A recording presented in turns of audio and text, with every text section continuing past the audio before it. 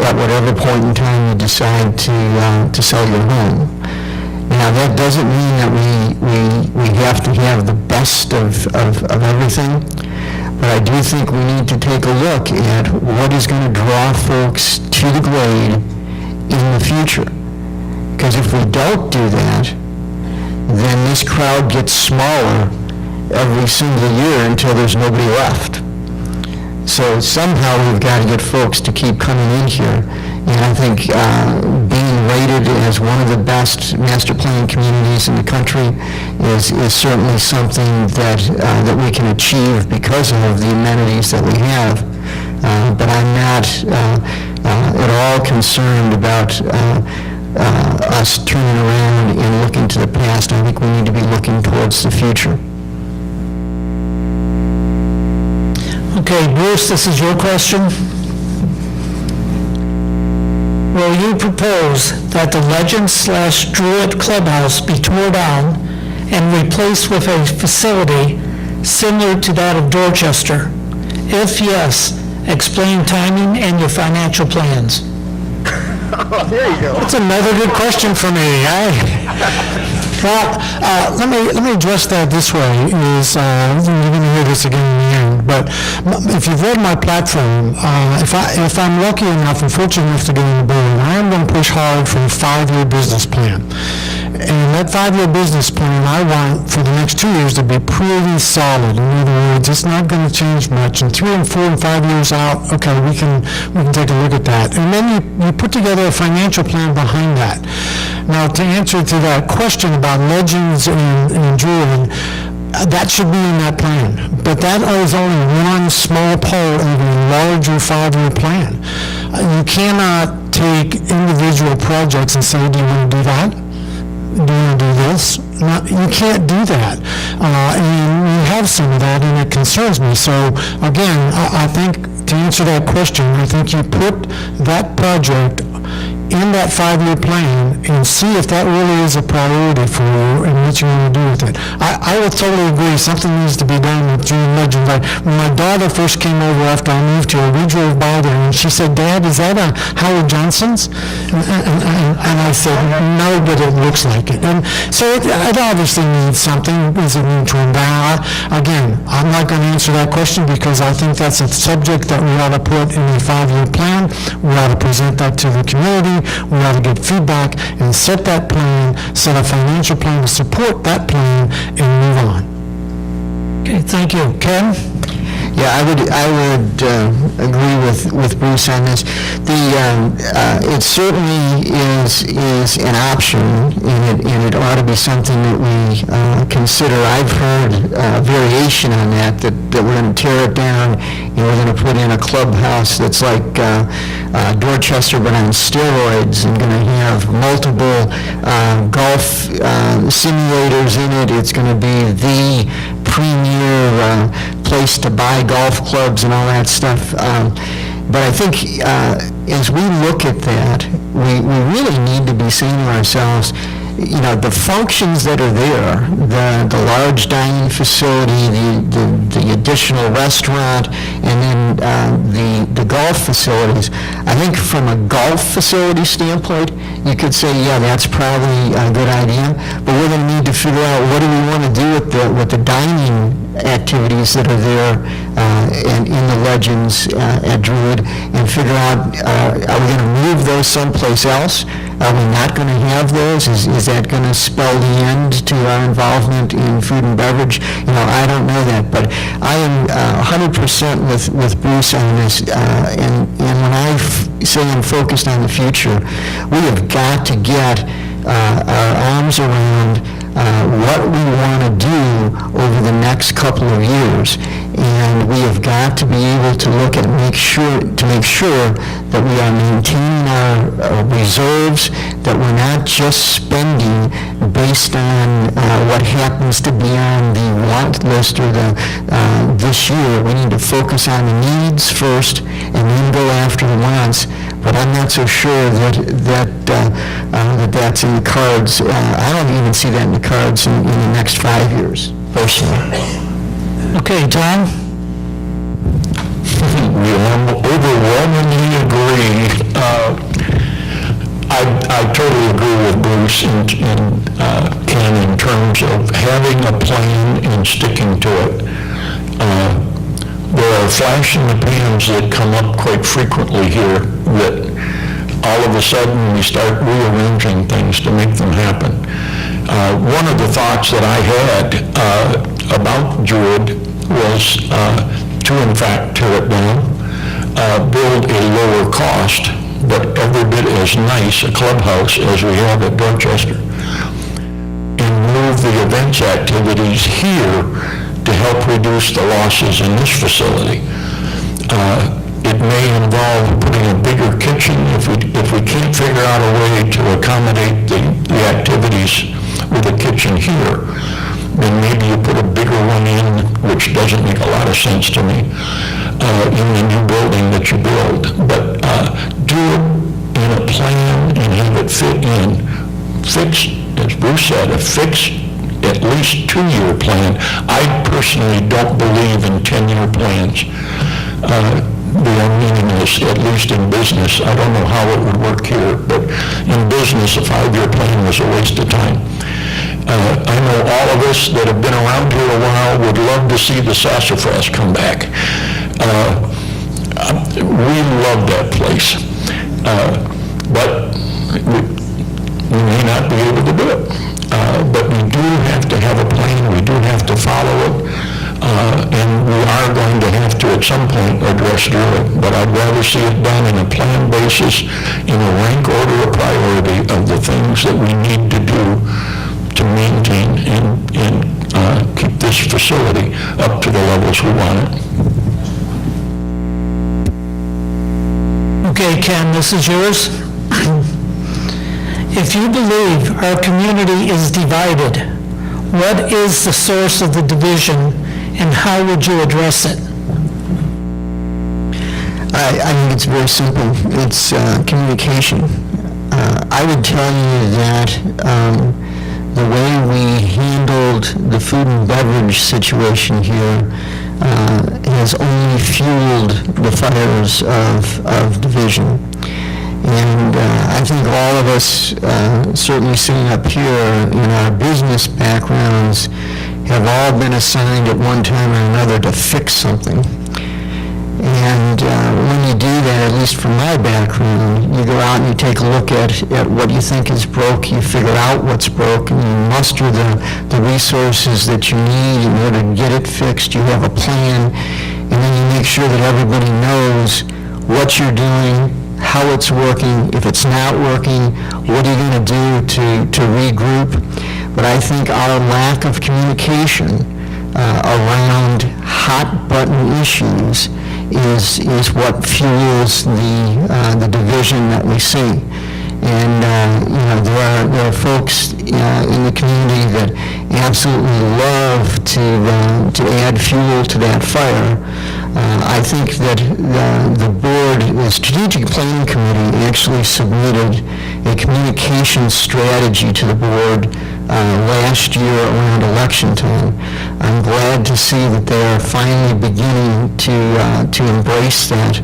And so I'm optimistic that with some of the things like the messaging that's coming out of the board, that hopefully that will help a little bit. But we need open and honest communication among all of the interested parties here in order to move us forward. Okay, Tom? Well, I totally agree that communications is the cause of the division. We need open, two-way communications. Ken and I think, disagree that the new programs are the solution. It's one-way communication. We need two-way, where they, on the spot, talk to each other. Waiting 30 days until the next board meeting to talk about something, to me, is not the answer. If there is a critical issue that ought to be addressed with the community in an open forum like a town hall, and actually what's going to end up happening is we're going to cover all the things that are in my closing statement before I get there. But we need to talk to one another. The community has to be talked to about what things things we're planning on doing, not what we're doing, and then listen to you complain about it. So my plan would be to initiate town halls. If the board doesn't want to do it, I'll do it myself if I'm elected. But I want to hear, and the board should hear from you, not be talking to you. Okay, Bruce? I totally agree with both of them. The issue that we have is lack of communication. And when you have a void of communications, people will fill it. They'll fill it with rumors, they'll fill it with innuendos, and they'll fill it with untruths. It just happens. When I used to deal with the union in the plants that I managed, the biggest thing I did, the most important thing I did was walk out in the plant, sit down on a wall somewhere in the lunchroom, and talk to the folks that are working in the plant. I think we need to do that here. And I totally agree that town hall meetings is an answer to do that, and it needs to be two-way communication. All I would ask, if we do that, and when we do that, is that it be civil two-way communication. I have no problem with disagreeing with folks. I mean, you can talk to my golfing buddies. We have discussions about this all the time out in the fairway, and we'll disagree. And that's fine, because I think disagreement creates creativity. But it needs to be civil disagreement and civil discussions, and then we'll get the right answer. But it's definitely a lack of communication, I think, that's causing the issues. And I think the more we can communicate, as Tom points out, two-way in town hall meetings, it's a start on down that path to eliminate the voids of communication that we have. Okay, Tom, what do you feel will be your number one objective and goal if you are elected to the board? I think we just talked about it. There's no doubt about it. That is the number one problem in the community. The division, as far as I'm concerned, is purely because of transparency. As Bruce just said, and we're almost out of the same mold as far as plant management goes. I spent as much time as I could on the floor with the people. Once a month, every employee got a 1-hour meeting with us where it was just to talk about whatever they wanted to talk about. We'd shut the plant down for an hour. That's how seriously that I took it. And I think we need to do the same thing here. Okay, Bruce, would you repeat the question? Tom, talk too much. What do you feel will be your number one objective or goal if elected to the board? My number one objective, elected to the board, is to get a 5-year business plan put together that has a 5-year financial plan behind it. We have just minimal sources of income. We have our dues, which we pay. We have amenity fees, which we get from ourselves and from our visitors, and we have loans. We need to build a business plan that says, here's what we think we want to do over the next 5 years, here's what we're definitely doing over the next 2 years, and oh, by the way, here's how we're going to fund it. We currently have $3 million of debt, more or less.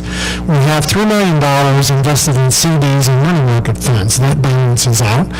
But we need bigger reserves. We need to get a business plan put together that, again, back to the communications, that we stand here in this room and communicate to you that this is our business plan, this is how we plan on financing it, being upfront with you if we decide that we need to go borrow money, and how we're going to do that, and why that makes sense. All that needs to be communicated. All that needs to get feedback from you. And then we put that business plan together and we stick to it. We update that business plan every year. Not every 2 months, not every 3 months, but once a year, we update that business plan and move on to the next 2 years of solid business strategy. And that would be my primary objective if elected to the board. Okay, Ken? Yeah, well, I think the combination of the communications and the business strategy are certainly important, and we're part of the first couple of items that I mentioned. The other thing that I think is pretty important for this community is that we need to come to grips with the safety and security of the community here. And I think we've too long looked the other way for the fire department. That department needs to be funded. We want it to protect us. They are our neighbors and our friends who are going to show up when we need them. So I'm very much in favor of increased funding for the fire department. I think we need to be prepared to support them whenever the emergency medical responder program gets reinstated. I'm also in favor of the plan that we've heard from Alan Foster, which is to add additional basic life support units that would then free up the emergency ambulances to handle emergency calls. And I also think something that all of us have a certain responsibility to do is that the community club offers free of charge basic first aid, CPR, and AED training. Dan Liskins, our safety manager here, he has trained over 500 residents in basic first aid, CPR, and AED, and I think it's something that each one of us needs to take the personal responsibility to do, because that is going to save your one of your loved ones' life someday. Okay, Bruce, this is for you. Should the Fairfield Glade Fire Department be a division within the community club like the police department? Please explain. Again, I don't know the answer to that specifically because it's a cost issue. Obviously, we need a great fire department, and I think we have the basis of a great fire department. I look to the county also as to where do we get the funding for the fire department. Honestly, I'm leaning not to have the fire department be part of Fairfield Glade. But having said that, I also believe that we should ensure that the fire department is well funded so that when we need them, they're there. And so I think it's a combination of what we contribute to the fire department in conjunction with what the county contributes to the fire department to ensure that we have adequate fire coverage here in the Glade. Ken? Okay. They were at one time part of the Glade, and then were separated primarily because of insurance issues. And if you think about that, we certainly don't want lawsuits coming towards the community club because of the deep pockets that someone would perceive. That primarily, though, happened because of the emergency medical responder program that was a little bit kind of under the radar. I think that going forward, they should remain a 501c3 that allows for tax-deductible donations. And I believe that we have an obligation to fund them fully. And one of the things that I have proposed to Bobby is that if we fund them fully, and that would be about $2 a month per property owner, you fund them fully, that'll generate someplace in the neighborhood of $300,000 a year for them. That covers their operating expenses, it covers their capital. And one of the things that I've proposed to him is that out of that, we ought to be pushing about $25,000 a year into a reserve fund that they would then match through their pancake breakfasts and then donations that they get. If they go out and get a grant for a particular function, they would use the grant money for that, and the money that was budgeted for that would go into the reserves, and that gets us in a position where as we need major pieces of apparatus, it's not a major drain on the community in a single year, but we have some funds to cover that. Tom? I am totally in support of the fire department, and I believe that we probably should leave it as a 501c3. If we get the EMR going again, There is that liability out there, and as Ken said, that is the reason, at least that I was told, that it was split out in the first place. So now you get to the question of funding. I believe if we take it on, we will get zilch from the county. I believe that it ought to be that the county ought to be participating in the funding, and it shouldn't be $20,000 a year. We are 26% of the tax base in this county. And if you stop and think about it, we get very little service from them. We have very few school children here. I think it's under 100 now. I could be wrong. If anybody knows, then please correct me. But somewhere around only 100 children in the school system. We have our own police department, and we have our 501c fire department. So there isn't a whole lot of burden on them. Hopefully, John, I don't know if you're here, I haven't seen you. John Patterson, our county commissioner, can wrangle some more money out of them, because Terry announced this morning at the board meeting that the county did not fund their request for funds for radios in this year's budget. So I guess I would prefer to see it stay a 501c3 and be co-funded by the community as well as the county. Okay, Ken? The board decided not to allow the Vista in member-owned facilities. What is your personal opinion, and what would have been your vote if you were on the board? Well, I think that's one more example of how you can mess up a decision. I don't know, on one hand, let's look at this. Everybody gets a copy of the Vista at home anyways. Having those extra 200-300 copies laying around in some of the facilities, I don't know if that is really adding to the anger, the hostility, or whatever that was in the community, but certainly taking them away added to that type of thing. And that is one of those cases where I think you almost shot yourself in the foot by doing that. Now, what I will say, though, is that I am not a candidate that is going to go back and revisit every decision that the board has made. I am looking at the future, and I am encouraging all of us to take a look at that. I don't think at this point, not having those 300 issues laying around the different buildings makes a whole lot of difference. And I would not encourage the board to revisit that. That's a decision they made.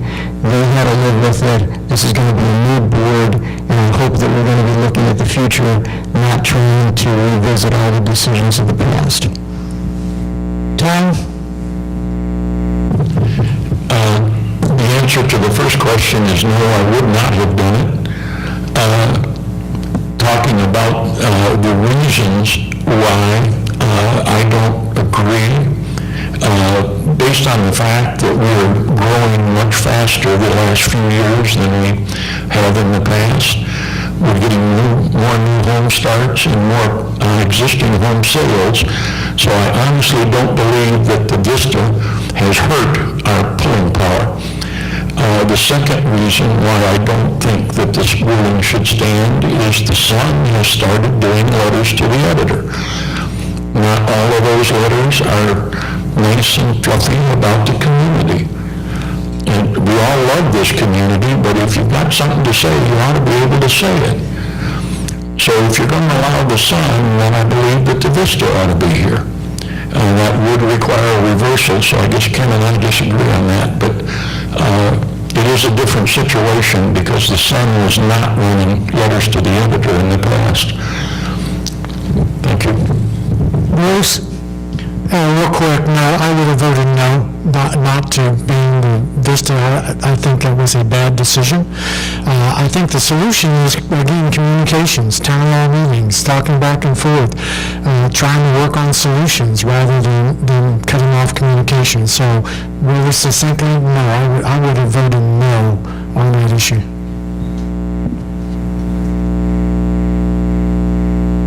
Okay, Tom, you ready for this one? Hot mix, it's not about trees.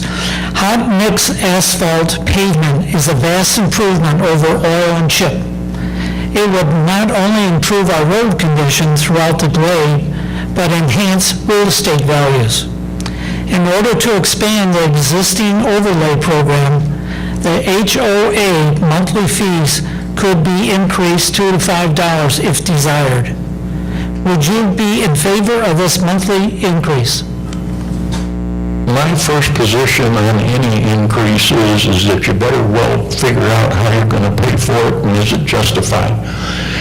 As far as the chip and seal versus asphalt, my last house was on an asphalted street. My current house is on a very, very old chip and seal. I am not crazy about having to drive gravel all over my yard and getting flung against my car and chipping it and all of those reasons that everybody has.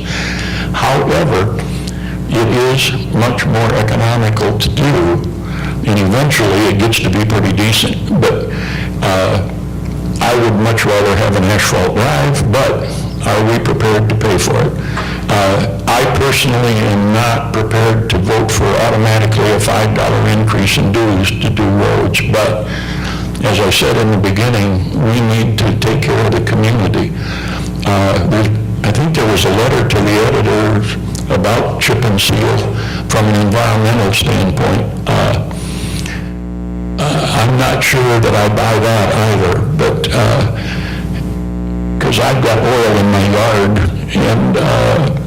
and that's an old road. So the answer to the question is that I would love to see them all paved, but we'd sure have to figure out how to pay for it. And I don't think that you as members would want to pay $5 a month more for a road program.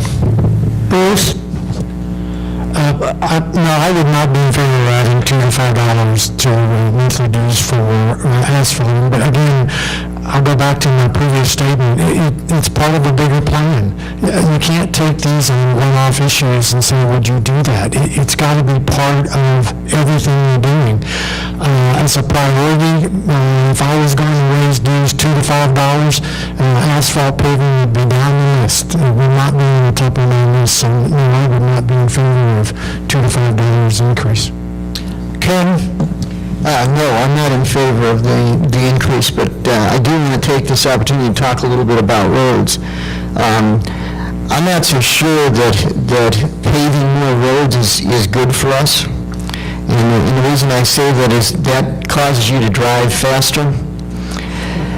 And the problem with driving faster here in the Glade is that while you might have a nice surface because it's paved, I think your biggest concern is what's off the surface of the roads. And when you're paving those and you're adding a couple of inches at a time, all that's doing is bringing the road surface up. What we really ought to be looking at is how do we keep people on the roads, okay? One of the ways to do that is very strict enforcement of the speed limit. At 30 miles an hour, not too many people go off the road. The folks that go off the road are driving faster than the roads can handle. And I don't know about you, but when I look at what type of engineering it would take to put shoulders on some of these roads, if I was spending money, I'd be working on shoulders and not necessarily paving more miles of asphalt. I think it's important that our main thoroughfares be paved, but for residential areas, I think that the new agreement that we've got with the county that has them doing the chip and seal roads with their equipment and guys that do this for a living as opposed to just part-time in the summer is probably a better answer for us in terms of quality on the chip and seal. And I would be more focused on trying to make the roads safer rather than just paving them. Okay, Bruce, What is your position on Fairfield Glade amenities, such as golf, food and beverage, tennis, marina, and community center, losing money? Should each and every amenity be solvent or subsidized? I think we talked about that earlier. I believe that in this community, in this type of community, all of these amenities are going to need to be subsidized. Otherwise, taking a look, I mentioned this morning in the board meeting, as we go through the budget, we assign roles to different folks on the financial committee. I've always had golf, because I love golf, so I take golf. Jeff and I have sat down and taken a look at all that. If we were to increase our golf fees so that the golf actually broke even and made money, I don't think a lot of folks here would be really happy with that. So I think this is a community. It's a joint venture on various issues. There are folks here that are racket sports folks. There are folks who are golfers. There are folks who are trails folks. All those things put together have to be what we support. And in order to do that, you take the dues that we